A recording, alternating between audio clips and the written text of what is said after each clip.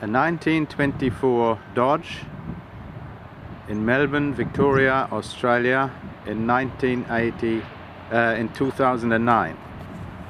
So I guess that makes the car 85 years old. And well, there is quite a story to this car. By no means would anybody pretend it's perfect. But what happened is, about 12 years ago, a gentleman in Lismore in New South Wales found this car and another one, sort of a parts car, and decided to have this one restored. The gentleman was not in any way mechanically or otherwise a handyman-like inclined, and had all the work done, and it cost him a fortune. He said he sort of stopped counting after several $10,000s, and he basically, after a lot of work was done, and I'll tell you what he told me was done, then stopped the project, let's put it that way, when it was nearly finished. And I'll tell you in a moment why he stopped it, what in the final sort of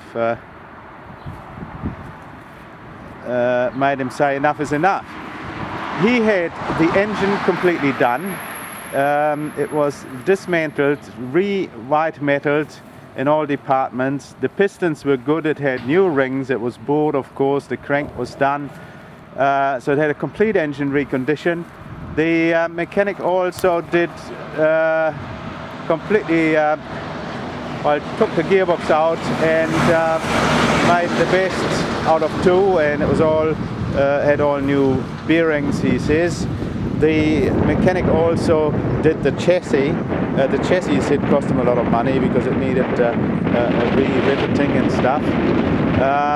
Talking about the brakes, this being a 1924, it's got rear wheel brakes only, no brakes on the front. Well, he bought brand new tires for the car. The radiator was done. Yeah, I said brand new tires. Tires are 24-inch tires, and you can actually still see the white writing on them. And in fact, I just realized I forgot to. There it says Trevor, and it says Lismore, New South Wales, and this was the gentleman's name, and that's where he lived. Anyway, where was I? So that was done. The brake was done. Mechanically, it was all done. Apparently, the generator was looked at, overhauled.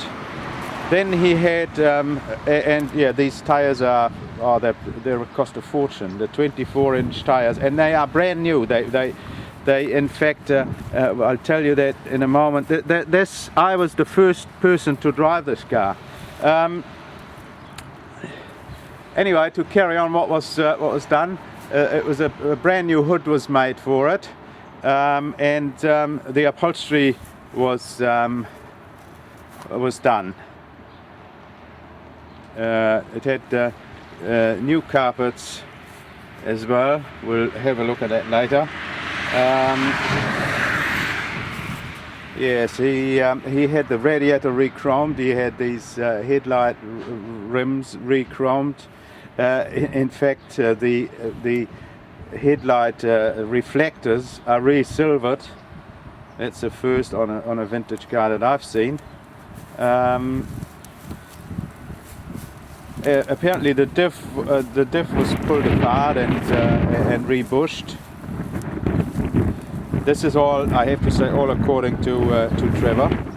And then the car sat in his shed for about the last 7 years, and the reason for that was the mechanic who did all the mechanical work sort of did a runner. He got into trouble with his wife or something, and just left her and disappeared. And when Trevor picked the car up, there was something wrong with the gearbox, and the car was in neutral and he couldn't get it into any gear. Now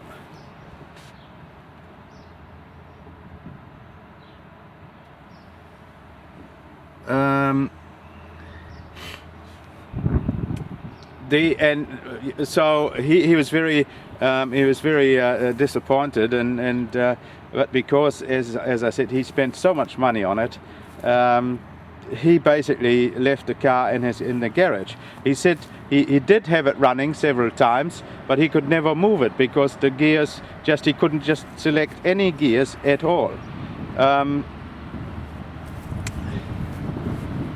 Right, now anyway, he then shifted house, and he contacted me and asked me if I was willing to buy the car.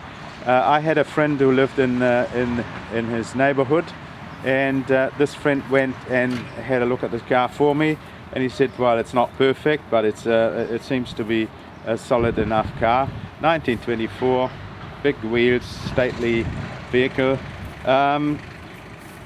And another thing, he said all the woodwork was redone, and there's these doors all shut wonderfully for an old wooden framed vintage car. Anyway, so we got the car. We opened the gearbox, took the gearbox top off. It was quite obvious straight away what this mechanic or whoever put the gearbox back together had done. He put the selector into the wrong slot, so we rectified that, and as I said, bit of dust here. We rectified that, put the gearbox back together. It felt beautifully. It took us about another quarter of an hour to get the engine running. And first it ran a little bit smoky, and that's not surprising because the rings would have stuck to the pistons and stuff like that. So after it idled for a while, the smoke subsided, and it runs absolutely beautifully now. And there's no smoke, no nothing. Right. Well, let's probably have a look under the bonnet first.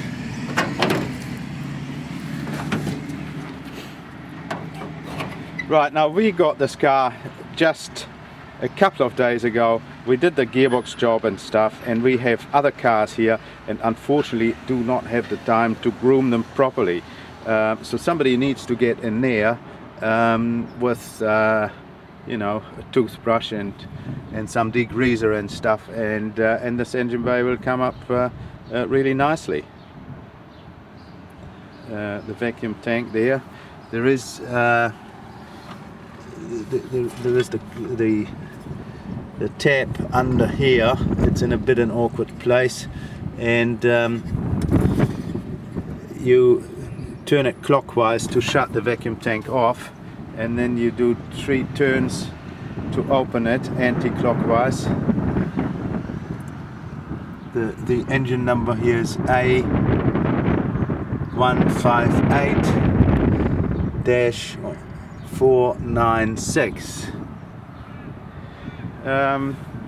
Okay.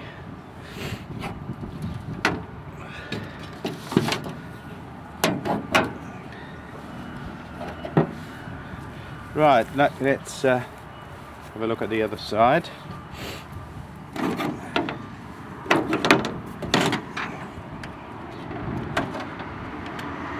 Same here, it needs a good old scrub up. The magneto here. It did have a water leak there. You see where the water is, but we fixed that. We put some more hemp in there, and that water leak is fixed. It's not dripping water anymore. You will notice when it runs, it's a little bit clattery in the front here, and this is because this is an absolute original fan belt from the good old days, and when that hits the thing, it goes clack clack clack clack clack. So I don't know. There is another fan belt that comes with the car, a modern one. So that's up to the new owner to decide what he wants to do there.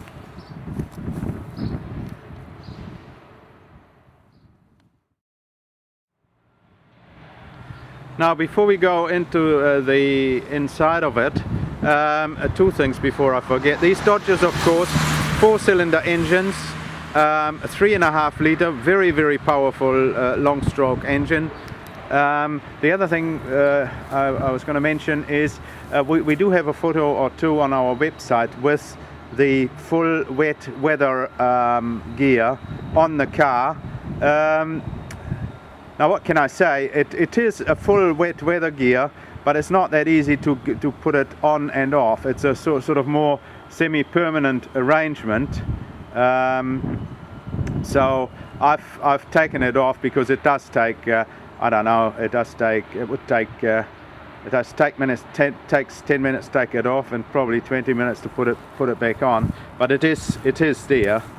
Right. Okay. Let's look at the interior. Very, very nicely done. We have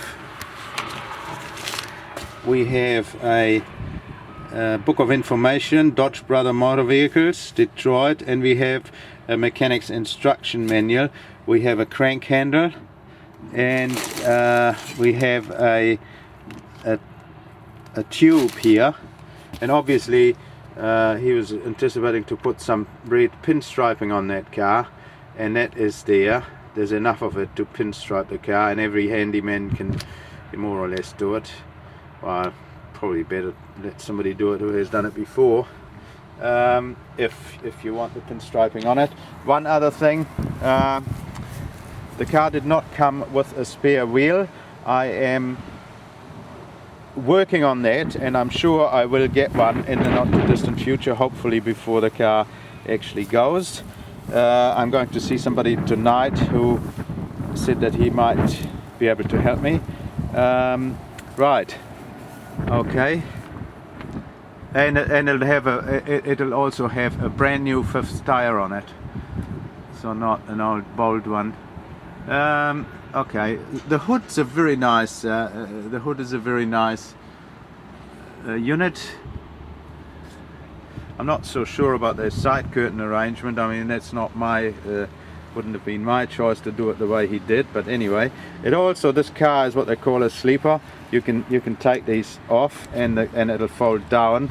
And I've done that. I won't do it now. It's not like it's building a complete mattress there. You need to sort of fill the bits and pieces and gaps up, but it does go flat, and you could sleep in it if you desire. Right.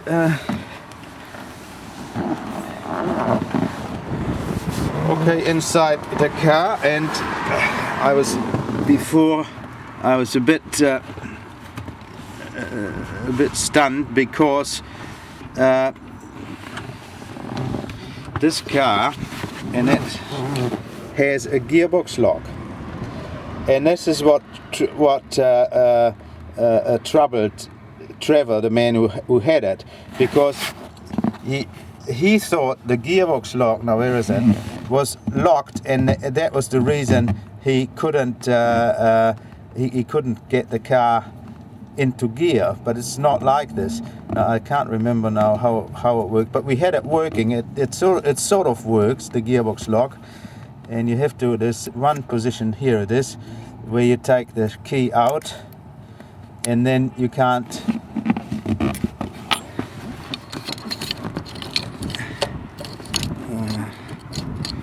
or maybe you can, I don't know. I thought we had it working. Maybe this is not the position it should be in. Anyway, Trevor thought it had something to do with the gearbox lock, but it doesn't, and I see the upholsterer has forgotten to put the hole in here for the gearbox lock, and also there is an oiler there, and he's forgotten to put the hole in it for that. So I'm not sure. I think the man who did the carpet and the side curtains was a different upholsterer to the man who did the hood and the seats. Anyway, coming back here, there's a bit, the speedo doesn't work. and you can see it's a bit cockeyed. The oil pressure's got brilliant oil pressure. This is the ignition here. Out is ignition off, and in is ignition on. The ampere meter doesn't work either, but they usually, I mean, they're a $10 item. Well, if you modify a Model T one, $15 New Zealand, something like that. It's got a new beveled mirror, and it's got the good old hand windscreen washer. Okay, I mean, this is the choke to start the car. You push the ignition in, you pull the choke right out, you push the button here on the floor. It's got a magneto, and alright, why do I not do it? Make sure it's out of gear. I probably won't need all that much choke. You have to find it out, because it is, of course, now warm. Here we go.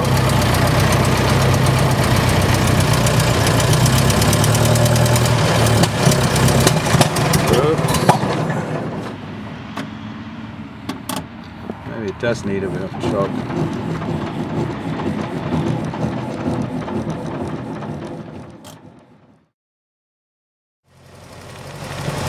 Well, I don't know what happened here.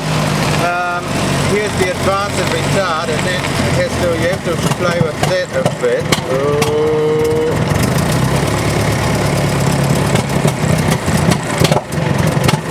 It's backfiring. I think it needs adjusting. It needs to be more advanced. Anyway, it does. We'll see that later. It does run beautifully. Okay, now I'll take the hood off.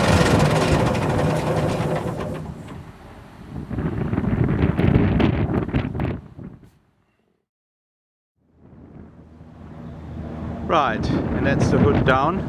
It is without any problem possible to do it on your own, although if you're not used to it, it's always better to do it with two people, because you have to undo the buttons and stuff, and you just make sure you don't stretch it, and you don't scratch the body if it goes down cockeyed or something. Right, but anyway, also the hood would sit up a little bit nicer if it had a spare tyre, because that's where the hood bow, the back hood bow, sort of rests on that spare tyre, and so it would the lower bow would sit up a little bit higher, and it would fold a little bit more neatly. Right. Okay, well, I will, because the hood is sitting a bit low and stuff, and it's also a little bit cold, I will put the hood back on, and then we take it for a drive.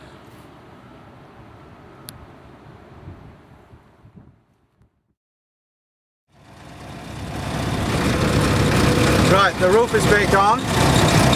We got the car running. Engine runs.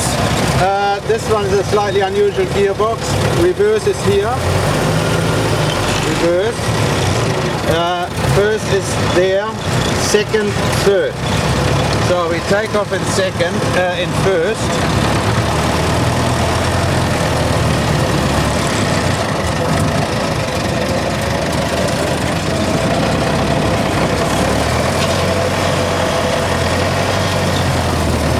Here we go.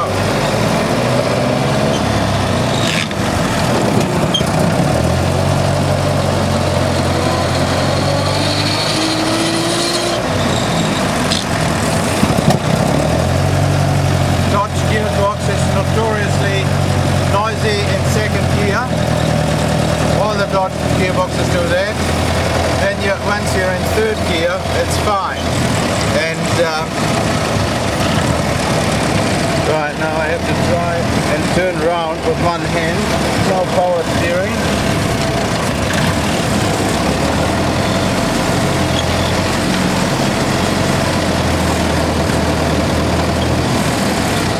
But we've got big tires, and they do big humps easy.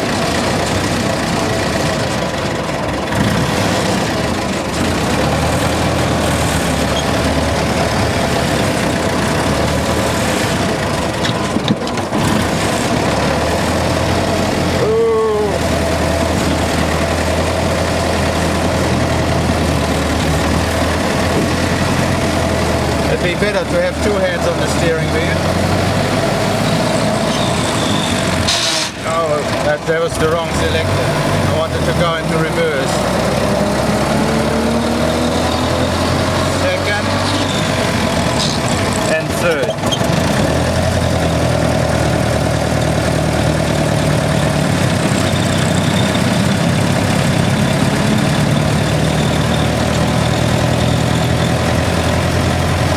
Runs beautifully. There is a little, I think the advanced and retard has to be sorted out a little bit. I think the distributor has to be turned a little bit.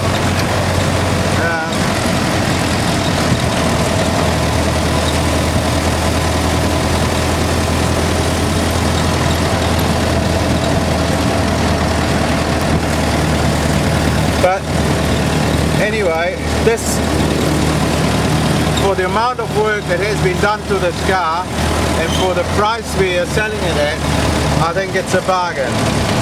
It does need a little bit of sorting out, but essentially, I mean, this is basically the car's first run and it does it beautifully. The brakes work fine, it runs fine. So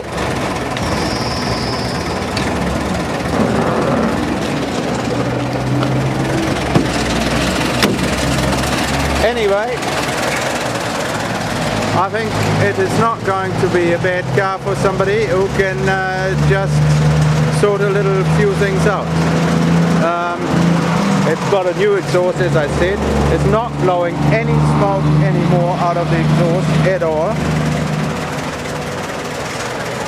So here we have it, 1924 3.5 litre Dodge.